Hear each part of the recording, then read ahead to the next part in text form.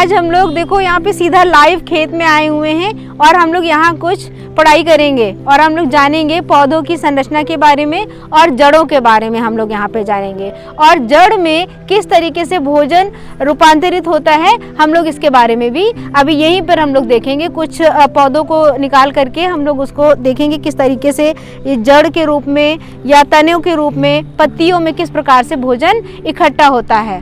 देखो बच्चों, ये पौधा सरसों का है, आप लोग जानते हैं। इसमें ये हम देख सकते हैं ये जड़ का हिस्सा है।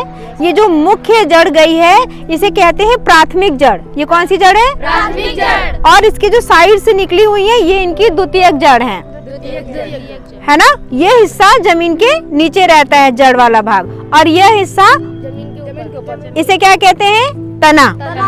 इससे ये पत्तियां निकली हुई हैं और ये इसमें फूल है और इस फूल से क्या बनेगा? फल बनेगा, है ना। तो ये हम लोग जान रहे हैं कि ये पौधे की संरचना है। अभी हम लोग कुछ और पौधों को देखेंगे कि जिनमें जड़ों के प्रकार अलग अलग तरीके के होंगे और कुछ चीज़ें आप जानते हैं कि कुछ ऐसी भी सब्जियां या ऐसे कुछ होते हैं जिनको हम लोग खाते हैं वो जमीन के नीचे लगते हैं, जैसे आलू और लहसुन, प्याज और मूली, गाजर, सलजम, चुकंदर, है ना। ये सब चीजें जमीन के नीचे पाई जाती है ना।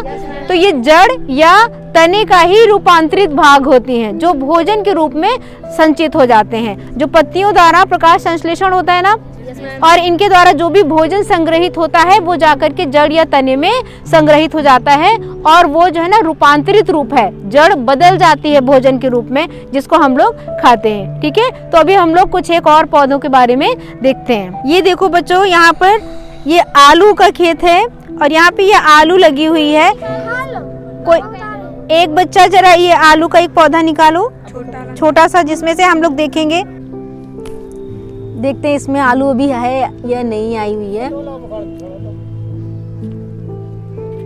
देखो दादाजी हमारी मदद करेंगे, इनको दो, रहने दो बेटा आप। ये देखिए बच्चों, इसमें ये आलू निकल रही है।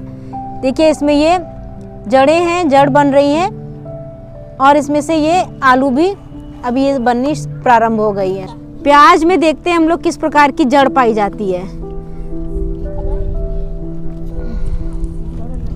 ये देखो बेटा, प्याज में ये जो जड़ है ये है झखड़ा जड़। ये कैसी जड़ है बच्चों? झखड़ा जड़। ये झखड़ा जड़ है ना।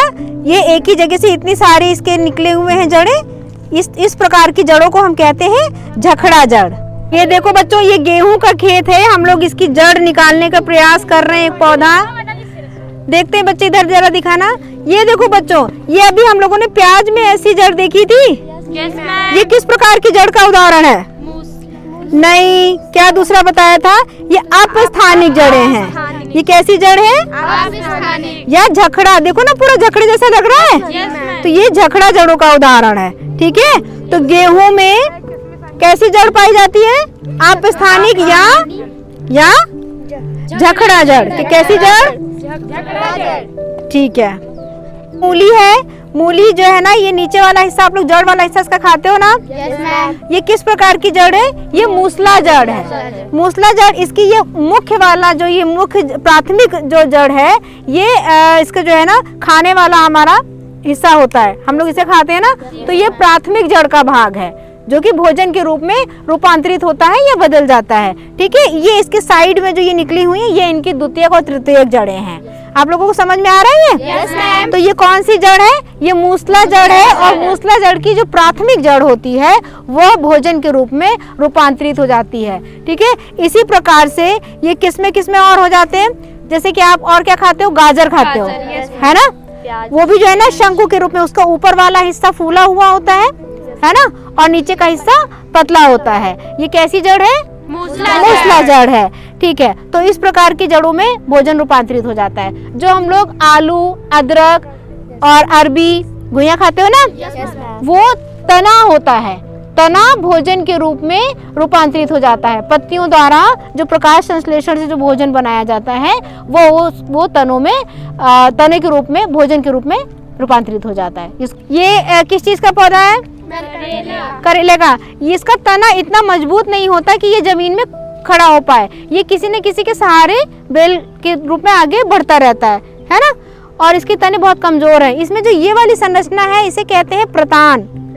क्या प्रतान है? ये जो धागे नुमा जो संरचना इसमें निकली हुई है, ये आरोहण के लिए या आगे बढ़ने के लिए इसमें निकलती हैं। इसी के सहारे ये पौधा आगे बढ़ पाता है, चल पाता है, क्योंकि ये इसका तना इतना मजबूत नहीं होता कि ये जमीन में पूरा ये खड़ा रह सके। ठीक है, इसी तरीके से देखो बच्चों, ये इधर सेम का पौधा है, इधर दिखाओ बेटा जरा साइड में आओ फरीन।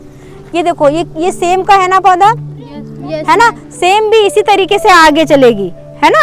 इसमें भी इतना मजबूत नहीं है कि ये बेल के रूप में आगे बढ़ते हैं ना, तो इसमें जो ये धागे नुमा जो संरचनाएं निकलती हैं इन्हें प्रतान कहते हैं, और ये आरोहण के लिए रूपांतरित होती है और आगे इस पौधा इसी के माध्यम से आगे बढ़ पाता है। ठीक है, जो ये घास भी होती है, तो ये घास में भी छोटी छोटी गांठें पाई जाती है ना, संधियां। ये क्या है? परसंधियां हैं। ठीक है, और इसे पर्व कहते हैं, है ना।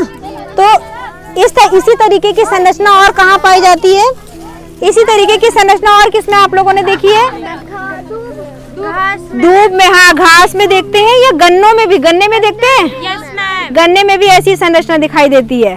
बीच वाला हिस्सा पर्व है और गांठों वाला हिस्सा पर्व संधि कहलाता है। देखो बच्चों, जो भी हमारे जो छोटे जो पौधे होते हैं जिनकी ऊंचाई 1 मीटर से कम होती है, उन्हें क्या कहते हैं? शाख कहते हैं। क्या कहते हैं? जैसे हमारा मटर, मक्का, पालक, ये सब क्या कहलाता है? धनिया वगैरह जो छोटी छोटी सब्जियां होती है ना, वो क्या कहलाते हैं? शाख कहलाते हैं। और उसी तरीके से जो ये 1 मीटर और 3 मीटर के बीच के पौधे होते हैं जितने, उन्हें हम लोग झाड़ियां कहते हैं। क्या कहते हैं? और जो 3 मीटर से ऊपर के पौधे होते हैं, पेड़ होते हैं, वो वृक्ष कहलाते हैं। क्या कहलाते हैं? वृक्ष कहलाते हैं। जैसे आम, अमरूद, बरगद, नीम, ये सभी क्या हैं?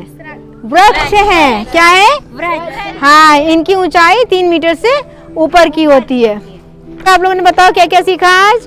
झाड़ी के बीच में मैम, जड़ों की मैम, और मैम वृक्षों की संरचना के बारे में, और हाँ, प्राथमिक जड़ मैम, मूसला जड़, झकड़ा जड़ के बारे में सीखा। मूसला जड़ का ही पार्ट है प्राथमिक जड़, द्वितीयक जड़ और तृतीयक जड़। ठीक है, प्राथमिक जड़ से ही द्वितीयक जड़ और तृतीयक जड़ निकलती हैं। ठीक है ना? Yes ma'am.